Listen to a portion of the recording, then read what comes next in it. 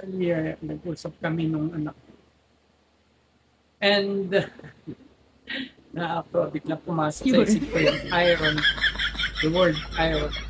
Something like,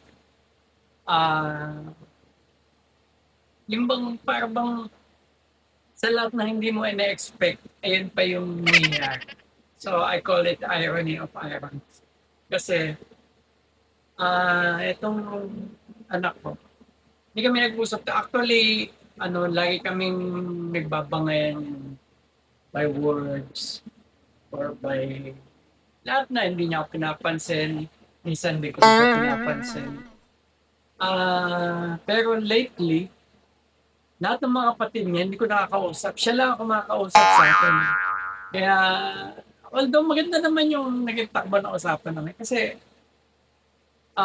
parang may tampo siya sa akin. Oh At sabihin sa no! mga may tampo siya sa akin.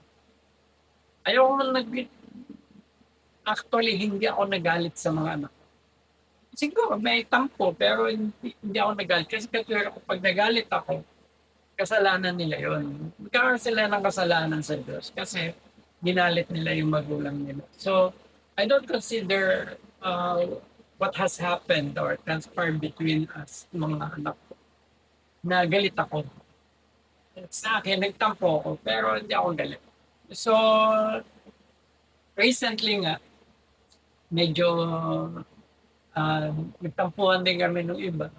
Siyempre siguro dahil tumatanda na ako, madami ng mga yung mga hindi nila masakyan na moods ko. Ito naman, yung itong anak ko na to, siya naman yung kumakausap sa akin ng kumakausap lagi. So, natawa ko kanina sa irony of ironies. Anyways, yun lang ang tawag dito. Huwag kang magtatanim ng galit sa tao.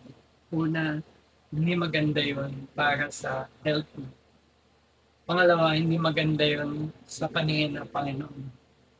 So, yun lang ang papayo ko sa lahat.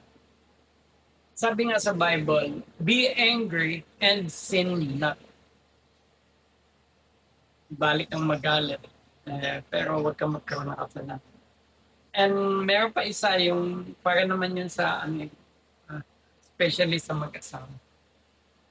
Sa Bible din yun, don't let the sun goes down upon your wrath. Sabihin, wag mong tutulugan yung, or wag mong palulubugan ng araw yung away nyo o samaan nyo na.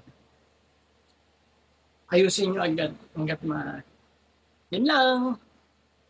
Ayan na naman, another day.